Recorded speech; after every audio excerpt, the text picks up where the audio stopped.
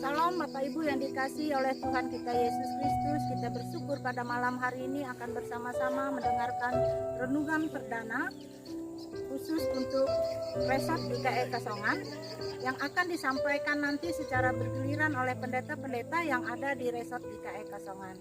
Bapak Ibu yang dikasihi oleh Tuhan kita Yesus Kristus, siaran ini akan kita dengar pada malam Senin dan malam Jumat.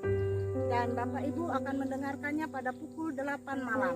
Untuk ini kami dari BPH Resort GKE Kasongan mengucapkan selamat mendengarkan dan selamat menikmati. Tuhan Yesus memberkati. Salam Bapak Ibu saudara-saudari yang dikasihi oleh Tuhan Yesus Kristus. Selamat malam bersama saya Pendeta Rita Mariane Baun STHMin yang bertugas di Resort GKE Kasongan. Pada saat ini akan menyampaikan renungan malam sebelum kita tidur. Oleh karena itu Bapak Ibu, mari kita persiapkan diri kita untuk mendengar firman Tuhan. Namun sebelumnya marilah kita berdoa. Allah Bapa yang baik, terima kasih Tuhan, pada saat ini Engkau sudah memberikan kami kesehatan, kekuatan, bahkan menyediakan waktu bagi kami untuk beristirahat. Sebelum kami menikmati istirahat kami ingin mendengar firman-Mu ya Allah. Oleh karena itu berkatilah hamba-Mu yang akan menyampaikan, mampukan kami memahaminya dan mampukan kami juga untuk menerapkannya. Di dalam dan oleh Yesus Kristus kami berdoa dan mengucap syukur. Amin. Bapak Ibu saudara-saudara yang dikasihi oleh Tuhan Yesus Kristus, dalam segala sesuatu pasti ada risikonya. Ketika kita ingin melakukan segala sesuatu pasti ada risikonya, terutama dalam pemberitaan firman Tuhan. Hari ini dalam Almanak Nas GKE kita akan membaca bagaimana tantangan dalam pelayanan, bagaimana caranya kita menghadapinya, dan bagaimana caranya kita akan meneruskannya, dan apa yang harus kita lakukan ketika kita menghadapi tantangan itu. Mari kita membacanya di dalam Kisah Para Rasul pasal yang ke-14 ayat 1 sampai ayat yang ke-7. Kisah Para Rasul pasal 14 ayat 1 sampai ayat yang ke-7 demikian. Di Ikonium pun kedua rasul itu masuk ke rumah ibadat orang Yahudi, lalu mengajar sedemikian rupa, sehingga sejumlah besar orang Yahudi dan orang Yunani menjadi percaya. Tetapi orang-orang Yahudi yang menolak pemberitaan mereka memanaskan hati orang-orang yang tidak mengenal Allah dan membuat mereka gusar terhadap saudara-saudara itu. Paulus dan Barnabas tinggal beberapa waktu lamanya di situ. Mereka mengajar dengan berani karena mereka percaya kepada Tuhan. Dan Tuhan menguatkan berita tentang kasih karunia-Nya yang dengan mengaruniakan kepada mereka kuasa untuk mengadakan tanda-tanda dan mujizat-mujizat. Tetapi orang banyak di kota itu terbelah menjadi dua. Ada yang memihak kepada orang Yahudi, ada pula yang memihak kepada kedua rasul itu. Maka mulailah orang-orang yang tidak mengenal Allah dan orang-orang Yahudi bersama-sama dengan pemimpin-pemimpin mereka menimbulkan suatu gerakan untuk menyiksa dan melempari kedua rasul itu dengan batu. Setelah rasul-rasul itu mengetahuinya, menyingkirlah mereka ke kota-kota di Likonia, yaitu Listra dan Derbe dan daerah sekitarnya. Di situ mereka memberitakan Injil. Bapak Ibu, ini ada jawaban-jawaban tentang resiko pemberitaan Injil, apa yang harus kita lakukan ketika kita menghadapi persoalan ini, dan apa janji Tuhan dalam pemberitaan ini. Yang pertama ialah Tuhan Yesus sudah memberitahukan bahwa kita ini dibenci oleh dunia. Bayangkan Bapak Ibu, yang membenci bukan hanya satu atau dua orang, tetapi dunia yang membenci kita. Sekali lagi, dunia membenci kita karena kita bukan berasal dari dunia. Berarti ketika kita memberitakan firman Tuhan, kita sudah menerima resiko untuk dibenci. Itulah yang harus kita ketahui Bapak Ibu. Ketika kita mengetahui kita dibenci, berarti ada tantangan dalam pemberitaan firman Tuhan. Pada nas hari ini, kita kemudian mau belajar dan melihat apa yang harus kita lakukan ketika kita mengalami atau menghadapi penolakan ini. Yang pertama ialah kita melihat di ayat yang ke-50, bahwa penolakan itu bukan hanya dari orang yang biasa, bukan hanya orang dari yang kecil-kecil, tetapi penolakan akan firman Allah itu justru dari pembesar-pembesar, orang-orang yang berpengaruh, Sehingga sangat luar biasalah tantangan pemberitaan firman itu.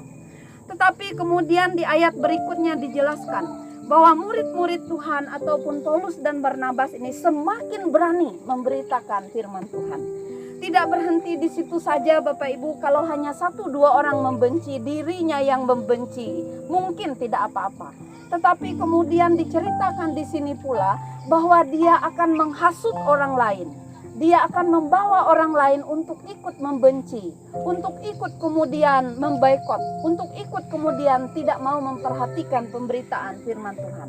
Jadi sungguh-sungguh pemberitaan firman Tuhan mempunyai tantangan yang luar biasa Bapak Ibu. Selanjutnya kemudian kita melihat bahwa hasutan-hasutan yang dilakukan oleh para pemimpin dan pembesar ini, akibatnya kemudian jemaatnya terpecah.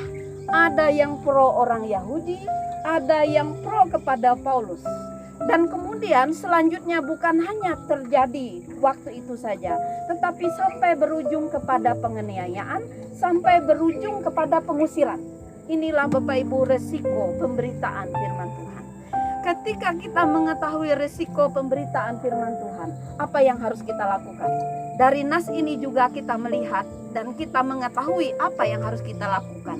Yang pertama ialah ayat yang berikutnya, ayat 1. Di Ikonium pun kedua rasul itu masuk ke rumah ibadat orang Yahudi, lalu mengajar sedemikian rupa sejumlah orang Yahudi dan orang Yunani menjadi percaya. Yang pertama ialah mereka terus mengajar, mereka tidak peduli, mereka terus memberitakan Injil firman Tuhan. Kemudian yang kedua, apa yang harus dilakukan ketika kita tahu menghadapi resiko itu? Paulus dan Barnabas tinggal beberapa waktu lamanya di situ. Mereka mengajar dengan berani, dengan penuh keberanian. Tetapi keberanian mereka itu tentunya berdasar. Karena keberanian itu karena mereka percaya kepada Tuhan. Itu ayat yang kedua.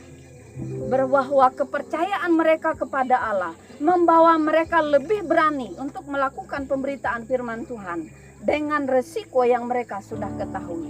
Berikutnya, apa yang harus mereka lakukan ketika mereka menghadapi tantangan itu? Tentunya mereka terus mengandalkan Tuhan dalam pemberitaan firman itu. Dan kemudian mereka berdoa terus-menerus untuk setiap orang yang menentang pemberitaan itu.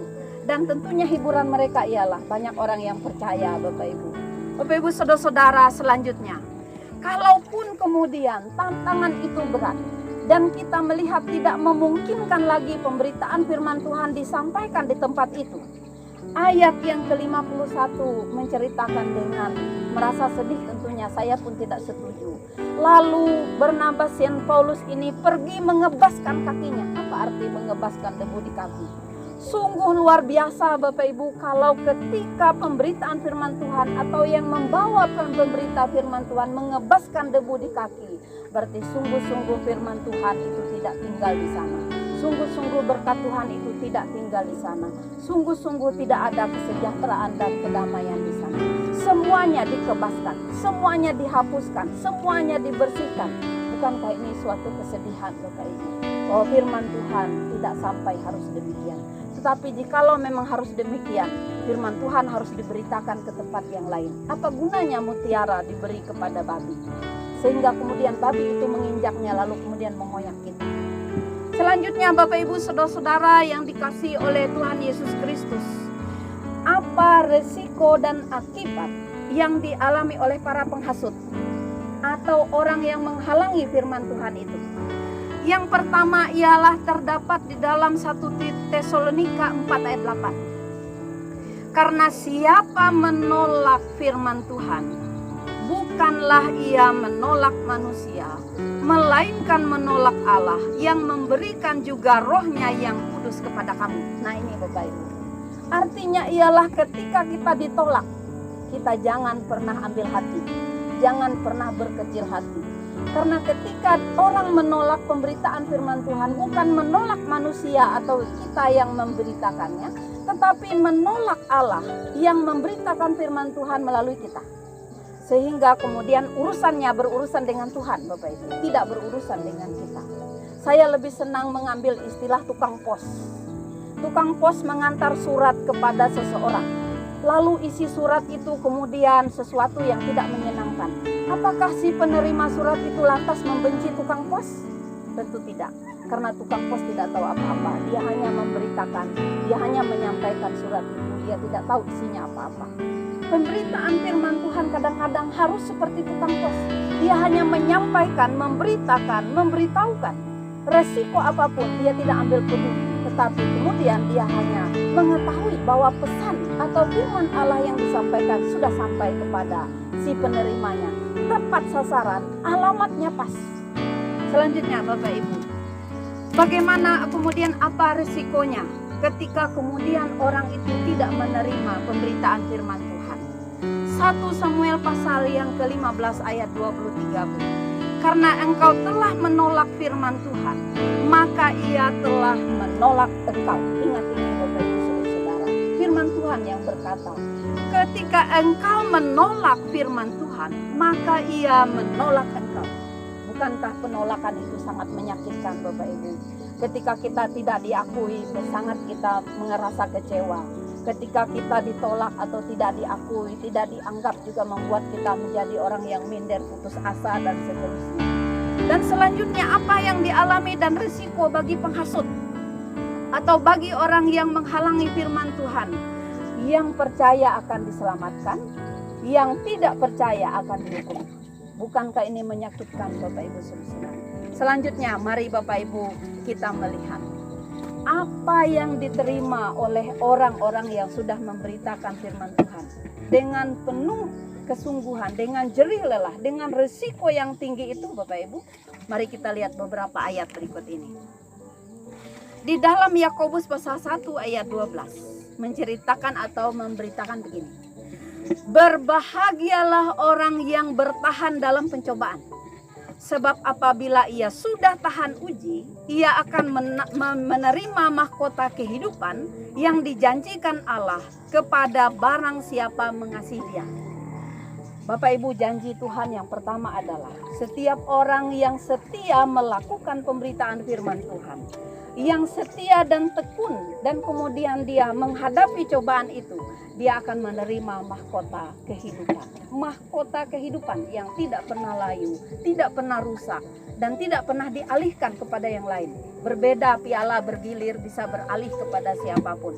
Mahkota kehidupan tidak akan pernah dicabut. Sekali dia ditancapkan, dipasang, dia tidak akan tercabut kembali. Selanjutnya kemudian apa yang kita dapatkan Bapak Ibu ketika kita melakukan pemberitaan firman Tuhan di tengah resiko penolakan dan resiko pengusiran, resiko kemudian hal-hal yang merintang itu. Yang kedua adalah di dalam kitab Mazmur pasal 112 ayat yang ketiga. Saya akan membacanya. Kitab Mazmur pasal 112 ayat 1 sampai ayat 3 begini. Haleluya. Berbahagialah orang yang takut akan Tuhan, yang sangat suka kepada segala perintahnya. Anak cucunya akan perkasa di bumi, angkatan orang benar akan diberkati. Harta dan kekayaan ada di dalam rumahnya, kebajikan tetap untuk selamanya. Bapak Ibu, ada keuntungan yang luar biasa di sini. Yang pertama tadi kita mendapat mahkota kehidupan. Yang kedua, Allah menjamin anak cucu kita, anak cucu siapapun juga yang dalam pelayanan akan berjaya di bumi. Bukankah ini janji firman Tuhan yang luar biasa? Kemudian kita jangan khawatir tentang finansial. Kita jangan khawatir tentang material. Semuanya disediakan oleh Tuhan. Ayat yang ketiga Mazmur. Harta dan kekayaan ada di dalam rumahnya. Bayangkan Bapak Ibu. Kita bukan hanya dicukupkan secara makanan, minuman, pakaian. Bukan hanya dijanjikan keselamatan di dalam kehidupannya kekal. Tetapi kita dijanjikan harta kekayaan. Bukankah ini luar biasa Tuhan kita Bapak Ibu? Oleh karena itu melalui nas ini beberapa pesan yang harus kita sama-sama ingatkan dan yang harus sama-sama kita kerjakan. Yang pertama, jangan sampai lupa bahwa setiap pemberitaan firman Tuhan ada risiko. Hasutan, tantangan, penganiayaan, dan kemudian kelompok-kelompok muncul di sana. Tetapi kita harus dengan berani terus memberitakan firman Tuhan, karena kita percaya kita diutus oleh Tuhan. Yang kedua ialah kita harus mengandalkan Tuhan, bahwa ini pekerjaan Tuhan yang harus kita kerjakan. Kita harus menyelesaikannya dengan tuntas, dengan penuh sukacita dan penuh keyakinan, dan buah-buahnya akan kita semua rasakan dan nikmati. Selanjutnya Bapak Ibu Saudara-saudara, juga kita harus kemudian sama-sama meneruskan pelayanan ini.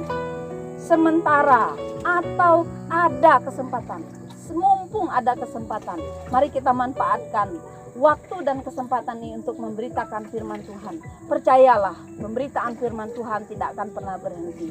Buah-buah yang kita akan petik luar biasa. Nama Tuhan dipermuliakan. Kita renungkan sungguh-sungguh. Kita doakan. Bapak Ibu Saudara-saudara, apakah Bapak Ibu Saudara-saudara di pihak penghasut? Atau Bapak Ibu kemudian berada di pihak orang-orang yang menghalangi firman Tuhan? Atau Bapak Ibu Saudara-saudara dan kita, atau termasuk di pihak orang-orang yang pro Paulus, yang kemudian siap memberitakan firman Tuhan dengan penuh keberanian, dengan penuh tantangan, dengan berbagai macam resiko? Anda di pihak yang mana? Mari kita berdoa. Allah Bapa yang baik, siapapun kami pada saat ini ya Tuhan, Engkau memakai kami secara luar biasa dalam pemberitaan firman Tuhan.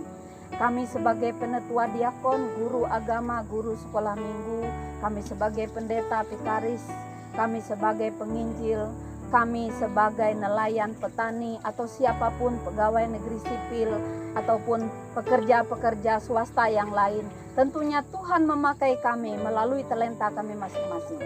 Kami mengharapkan, kami bukan golongan Yahudi yang kemudian selalu saja menghambat pemberitaan firman Tuhan, tetapi kami ingin masuk dalam golongan Paulus yang terus senantiasa berani dengan memberitakan firman Tuhan dengan berbagai risiko apapun juga. Kami mengucap syukur atas firman Tuhan ya Bapa. Kami serahkan istirahat kami malam hari ini kepadamu ya Allah, supaya kami mampu menikmati istirahat kami dengan tenang dan nyaman, supaya keluarga kami dimanapun mereka berada diberkati oleh Tuhan, supaya mereka juga menikmati istirahat dengan nyaman dan aman pula.